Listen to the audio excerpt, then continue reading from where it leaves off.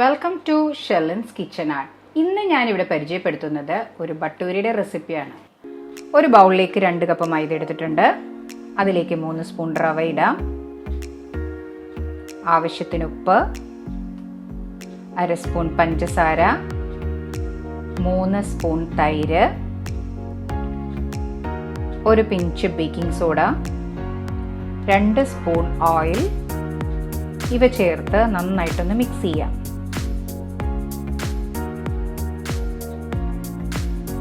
ഇപ്പോൾ നന്നായി മിക്സ് ആയിട്ടുണ്ട്.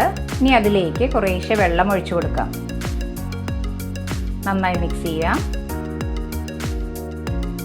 ഇനി നമുക്ക് ഒന്ന് നന്നായിട്ട് കുഴച്ചെടുക്കാം. ഏകദേശം ഒരു 5 മിനിറ്റ് നല്ല സോഫ്റ്റ് ആവുന്ന വരെ ഇങ്ങനെ കുഴച്ചിട്ട് ഒരു 2 മണിക്കൂർ മാറ്റി വയ്ക്കാം. ഇപ്പോൾ 2 മണിക്കൂർ കഴിഞ്ഞു. നമ്മുടെ മാവ് നല്ല സോഫ്റ്റ് ആയിട്ടുണ്ട്.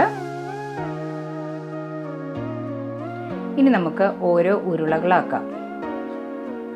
2 കപ്പ് മൈദയിൽ നിന്ന് എനിക്കൊരു 10 ഭട്ടൂരയ്ക്കുള്ള മാവ് കിട്ടിയിട്ടുണ്ട്. പൂരിയേക്കാളും കുറച്ചും കൂടി വലുപ്പത്തിലുള്ള ഉരുളകളാക്കണം. ഇനി നമുക്കൊന്ന് പരത്തിയെടുക്കാം. നൈസായിട്ട് പരത്തരുത്, ചെറിയ ഒരു കട്ടി വേണം. എല്ലാ ഭട്ടൂരയും നമുക്ക് അങ്ങനെ പരത്തിയെടുക്കാം. പാൻ ചൂടായിട്ടുണ്ട്. അതിലേക്ക് ഭട്ടൂര ഇടാം. ഭട്ടൂര ഉണ്ടാക്കുമ്പോൾ ശ്രദ്ധിക്കേണ്ടത് ഒരു സൈഡിൽ നിന്ന് പതുക്കെ അമർത്തി കൊടുക്കുക.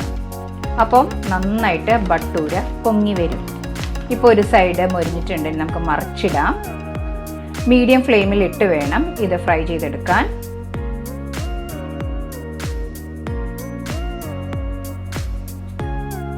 ഇപ്പം നന്നായി മൊരിഞ്ഞു വന്നിട്ടുണ്ട്.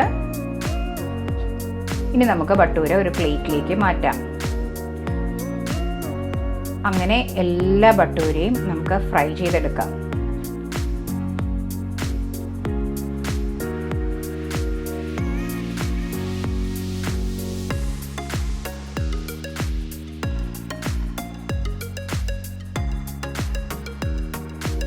ഇപ്പോൾ നമ്മളുടെ സോഫ്റ്റ് ഭട്ടൂര റെഡി ആയിട്ടുണ്ട്.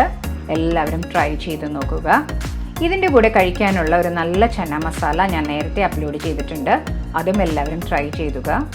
നിങ്ങൾക്ക് എല്ലാവർക്കും ഇഷ്ടപ്പെട്ടെങ്കിൽ ലൈക്ക് ചെയ്യാനും ഷെയർ ചെയ്യാനും സബ്സ്ക്രൈബ് ചെയ്യാനും സപ്പോർട്ട് ചെയ്യാനും മറക്കരുത്. തൊട്ടടുത്തുള്ള ബെൽ ഐക്കൺ പ്രസ് ചെയ്താലേ ഇനി ഞാൻ അടുത്തിടുന്ന വീഡിയോയുടെ നോട്ടിഫിക്കേഷൻ കിട്ടുകയുള്ളൂ. Thanks for watching my channel.